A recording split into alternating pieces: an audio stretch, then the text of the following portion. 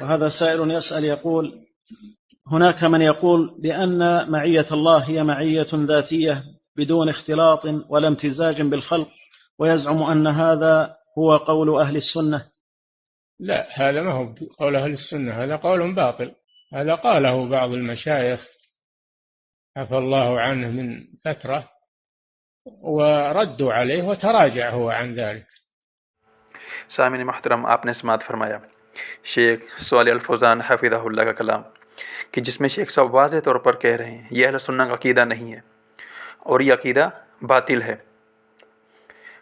جبکہ فائق صاحب نے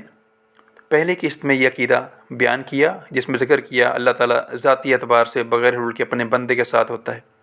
اور پھر نیچے حوالہ دیا ابن تیمیہ، ابن قیم، ابن عثیمین رحمہ اللہ، اور ہم ثابت کر چکے ہیں کہ ابن عثیمین رحمہ اللہ اس قول سے رجوع کر چکے ہیں، جیسا کہ شیخ صاحب بھی اس میں فرما رہے ہیں کہ جب ان کا رد کیا گیا تو انہوں نے اس عقیدے سے رجوع کر لیا۔ دوسری طرف فائق جو ہے لوگوں کے اندر جھوٹ پھیلا رہا ہے، کہتے ہیں کہ شیخ ابن عثیمین رحمہ اللہ نے رجوع ہی نہیں کیا۔ آپ اندازہ لگائیں، کبار علماء بیان کر رہے ہیں، صرف شیخ فوزان نہیں، اور بھی کئی کبار علماء جن کے نام پہلے بھی ذکر کیے جا چکے ہیں، وہ شیخ ابن عثیمین رحمہ اللہ کا رجوع ذکر کرتے ہیں، لیکن یہ کہتا ہے کہ نہیں، شیخ صاحب نے رجوع ہی نہیں کیا۔ انا للہ و انا الیہ راجعون، یعنی یہ کہنا چاہتا ہے کبار علماء کو چھوڑ کر میرے مقلد بن جاؤ، جو میں کہہ رہا ہوں اس کی تقلید کرو، یہ تو ناممکن ہے۔ دوسرے نمبر پر آپ دیکھیں کہ انہوں نے پھر ایک قسط جاری کی جس میں لکھتے ہیں: اقسم باللہ العظیم، جو شخص بھی اس سلسلے کی پہلے قسط میں بیان کردہ عقائد سے انحراف کرتا ہے اور اس کے برعکس عقیدہ رکھتا ہے، وہ اہل سنت سے خارج ہے۔ اب دیکھیں، شیخ فوزان حفظہ اللہ اس عقیدے کو باطل قرار دے رہے ہیں اور یہ اسے اہل سنت کا معیار قرار دے رہا ہے، یعنی کتنا انحراف کر چکا ہے یہ اپنے صحیح عقائد سے، اور بدعتی عقیدہ ایجاد کرتا ہے جسے منسوب کر دیتا ہے اہل سنت کی طرف۔ اور پہلے قسط میں انہوں نے اس کے ساتھ یہ بھی ذکر کیا کہ امام ابن تیمیہ اور امام ابن قیم رحمہ اللہ کا بھی یہی عقیدہ ہے، لیکن جب ان سے ثبوت طلب کیا جاتا ہے کہ میت ذاتیہ کا عقیدہ جو آپ نے ایجاد کیا ہے وہ ثابت کریں، تو کوئی ثبوت نہیں، بلکہ ہٹ دھرمی پہ اتر آتے ہیں۔ اور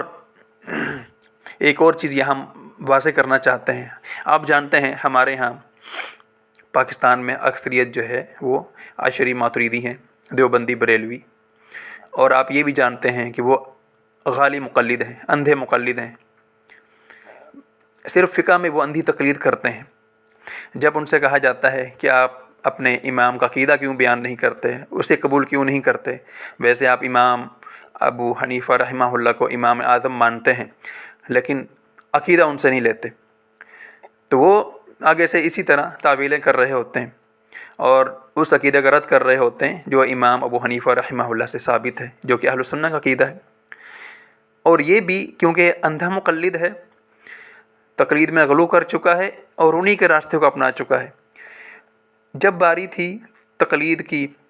تو کہتا ہے کہ شیخ فوزان حفظہ اللہ کا کلام موجود ہے کہ کسی ایک مذہب کی تقلید کرنا واجب ہے۔ اس وقت یہ شیخ فوزان کی تعریفیں کیا کرتا تھا اور کہا کرتا تھا کہ شیخ فوزان کبار علماء میں سے ہیں، بہت بڑے عالم ہیں، ائمہ میں سے ہیں، لیکن جب عقیدے کی باری آئی تو کہتا ہے شیخ فوزان غلط ہے، انا للہ و انا الیہ راجعون۔ سیم اسی طرح جس طرح اس کے دوسرے مقلد بھائی عقیدے میں ائمہ کو چھوڑ دیتے ہیں، یہ بھی اسی طرح ائمہ کے عقیدے میں ان کی مخالفت کر رہا ہے، اور جب بیان کیا جاتا ہے کہ ائمہ اہل سنت جو عقیدہ بیان کر رہے ہیں اسے اپنا لو، تو یہ شخص ہر دھرمی پہ اتر آتا ہے اور حق کی طرف رجوع نہیں کرتا۔ تو اس سے یہی ثابت ہوتا ہے کہ یہ اندھی تقلید کرنے والا شخص جو ہے یہ صرف اور صرف اپنے ہوائے نفس کی پیروی کرتا ہے، صرف علماء کرام کا نام استعمال کرتا ہے، حقیقت میں یہ لوگوں کو اپنا غلام بنانا چاہتا ہے کہ جو میں نے کہہ دیا آپ نے اس کی اندھی تقلید کرنی ہے، اور جو کوئی شخص پھر اس کی بات نہیں سنتا اس کا یہ دشمن بن جاتا ہے۔ جیسا کہ آپ جانتے ہیں اکثر بھائی اس کی اصلیت سے واقف ہیں کہ جس نے بھی اس کی مخالفت کی ہے اس کے ساتھ جو ہے جو سلوک کیا ہے وہ اکثر بھائی جانتے ہیں، اس کو یہاں دہرانے کی ضرورت نہیں ہے۔ اللہ تعالیٰ سے دعا کرتے ہیں کہ اللہ سبحانہ و تعالیٰ اس شر پسند کے شر سے سب کی حفاظت فرمائے، آمین۔ بہرحال میں بتا رہا ہوں، میں واضح الفاظ میں بتا رہا ہوں، شیخ فوزان کی غلطی ہے اس باب میں۔